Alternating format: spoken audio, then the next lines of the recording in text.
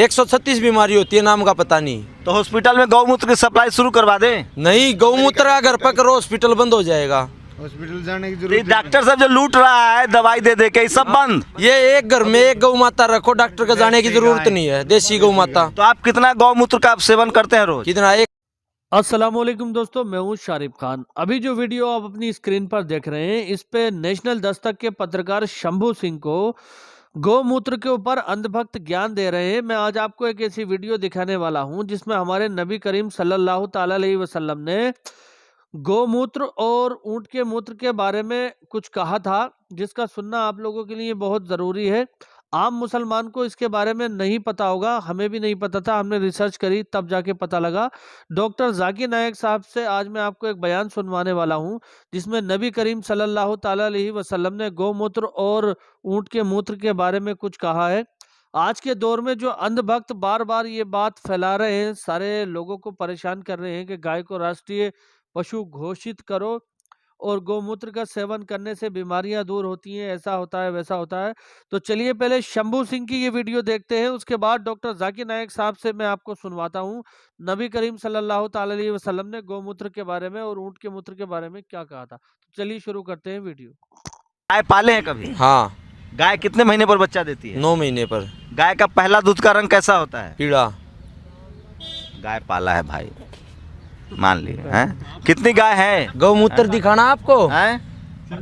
लेके चलूंगा अभी, ठीक है? क्या गौमूत्र? हाँ, वो गौमूत्र देखने के लिए बोल रहे थे। तो फायदेमंद है? हाँ, बिल्कुल फायदेमंद क्या है। क्या बीमारी दूर होती है उससे? 136 बीमारी होती है, नाम का पता नहीं। तो हॉस्पिटल में गौमूत्र की सप्लाई शुरू करवा दें। नहीं, गौमूत्र अगर पकड़ो हॉस्पिटल बंद हो जाएगा। जाने की तो जरूरत डॉक्टर साहब जो लूट रहा है दवाई दे दे के सब बंद। ये एक घर में एक गौ माता रखो, डॉक्टर का जाने की जरूरत नहीं है, देसी गौ माता। तो आप कितना गौमूत्र का आप सेवन करते हैं रोज? कितना? एक पैक लेते हैं हम, 20 ml सुबह शाम। हाँ जी। कौन कौन बीमारी मेन बीमारी दूर होता है? सारी ये होती है। देखो मेरे शरीर में 200 किलोमीटर का नंगे पैर शरीर, देख लो कोई दिक्कत हो तो। देखिए तो देखिए इन पैर में देखो मेरे साथ कुश्ती करके। कहाँ से आए हैं आप लोग?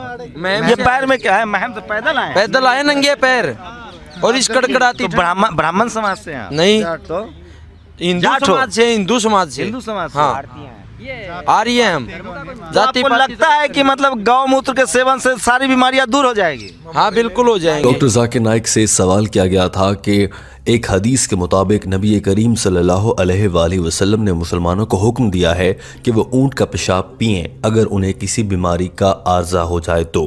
अगर नबी करीम सल्लल्लाहु अलैहि वसल्लम मुसलमानों को ऊंट का पेशाब पीने को कह सकते हैं, तो हम बतौर मुसलमान हिंदुओं के गाय का पेशाब पीने पर एतराज़ क्यों करते हैं? ये सवाल डॉक्टर जाकिर नाइक के सामने रखा गया था। डॉक्टर जाकिर नाइक ने इस सवाल का मुदल्लल और तफसीली जवाब दिया है। टीम हम कदम डॉक्टर जाकिर नाइक की जानिब से अंग्रेजी में दिए गए इस जवाब का उर्दू तर्जुमा आज आपके लिए पेश कर रही है। डॉक्टर जाकिर नाइक से सवाल क्या किया गया था, आइए आपको दिखाते हैं। Also by Muhammad Ozair from Birmingham, UK. Did the Prophet, peace be upon him, order Muslims to drink camel's urine? If yes, why do Muslims object to the Hindus when they drink cow's urine? Please.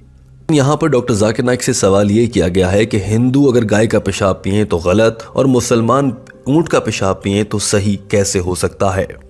Doctor Zakir Naik ने सवाल को दोहराया और कहा कि ये बात बहुत अहम है और इसकी वजाहत भी बहुत ज़रूरी है।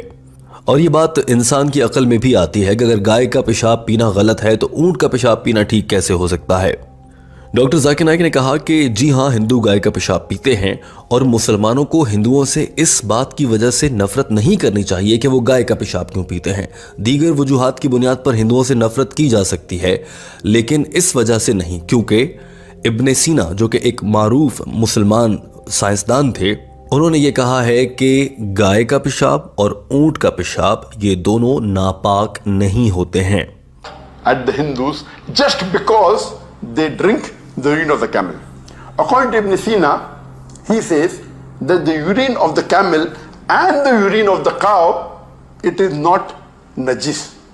It is tahir, it is pure.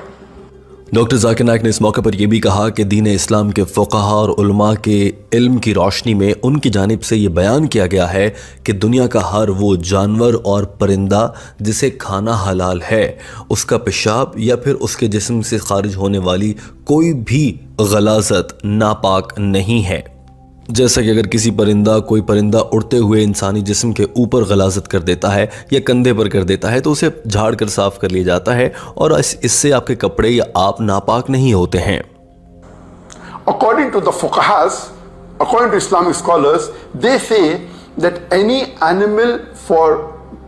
animal which is permitted for a Muslim to eat, or any bird which is permitted for a Muslim to eat, that animal or that bird's urine and feces is tahir, it is pure, it is. लिहाजा उलमाए कराम के बयानात की रोशनी में कहा जा सकता है कि गाय का पेशाब नजस नहीं है और वो पाक होता है। लिहाजा गाय का पेशाब नापाक तो नहीं है, मगर ये जो हिंदुओं की जानिब से मुख्तलिफ अकायद निकाले गए हैं कि वो बीमारियों का इलाज कर देता है या उससे बरकत होती है, इस सब पर बात हो सकती है और ये सब कुछ सदाकत पर मबनी नहीं है।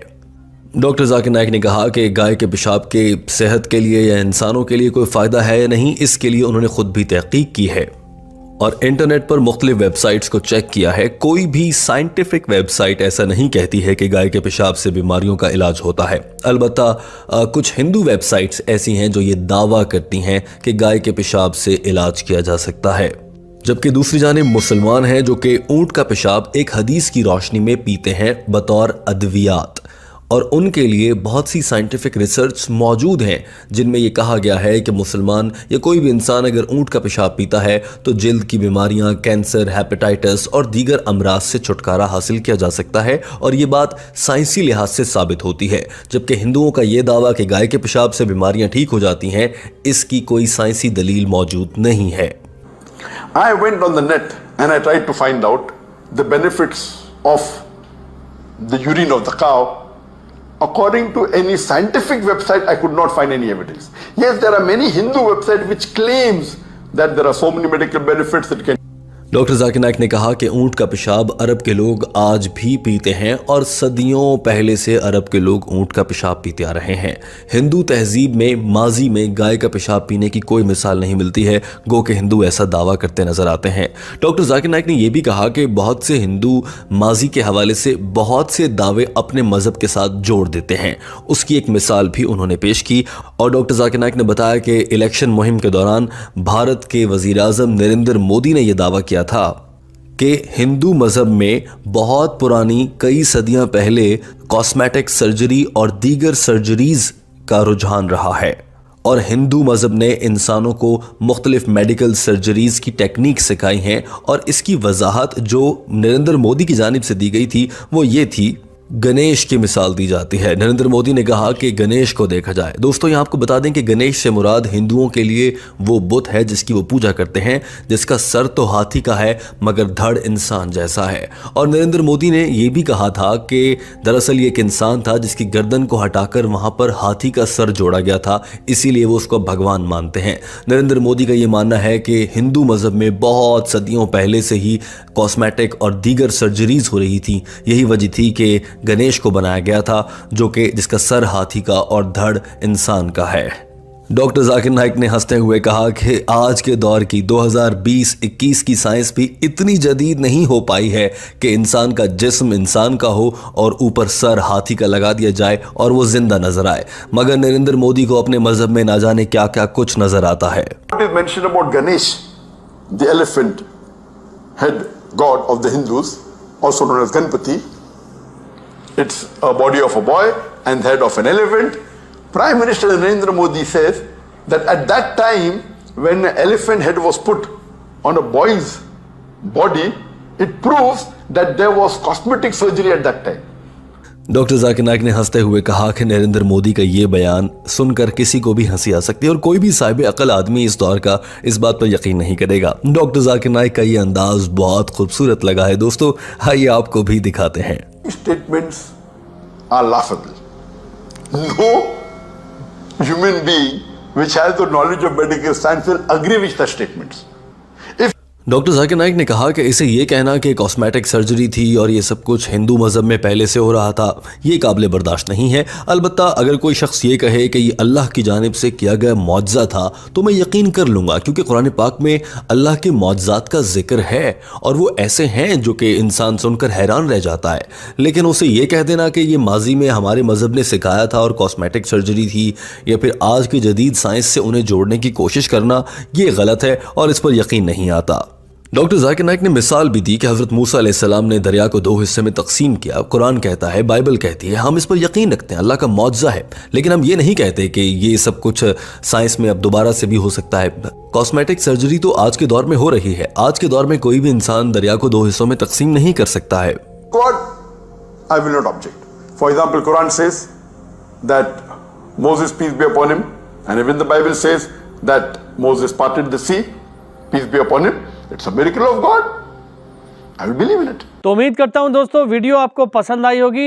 जितना भी दुनिया डॉक्टर जाकिर नाइक साहब के पीछे लग जाए, लेकिन तालिब इल्म जो आदमी होता है, अल्लाह के कुरान की रोशनी जिसके दिल में पड़ गई, उसे दुनिया में कोई हरा नहीं सकता। मेरे नबी ने फरमाया था कि जब तक ज़ाहिरी तौर पे मैं हूँ, समझाने के लिए मैं हूँ, लेकिन मेरे बाद मेरी उम्मत का काम रहेगा इस दीनी तबलीग को आगे बढ़ाना। तो डॉक्टर जाकिर नाइक साहब जो कर रहे हैं, मेरे नबी की बात पे अमल करते हुए तबलीग को आगे बढ़ा रहे हैं। इंशाअल्लाह ताला सारी दुनिया मिलके उनका दुश्मन हो जाए, लेकिन उनका कोई भी बाल भीगा नहीं कर पाएगा। अल्लाह की मदद उनके साथ है, अल्लाह ही करने वाला है सब कुछ। तो अगर आपको ये वीडियो अच्छी लगी हो तो प्लीज़ वीडियो को लाइक कर देना और चैनल को सब्सक्राइब कर लेना। और अगर सदकाए जारिया के सवाब में आप शामिल होना चाहते हैं तो ये अच्छी और नेकी की बात है, इसको आगे बढ़ा दीजिए।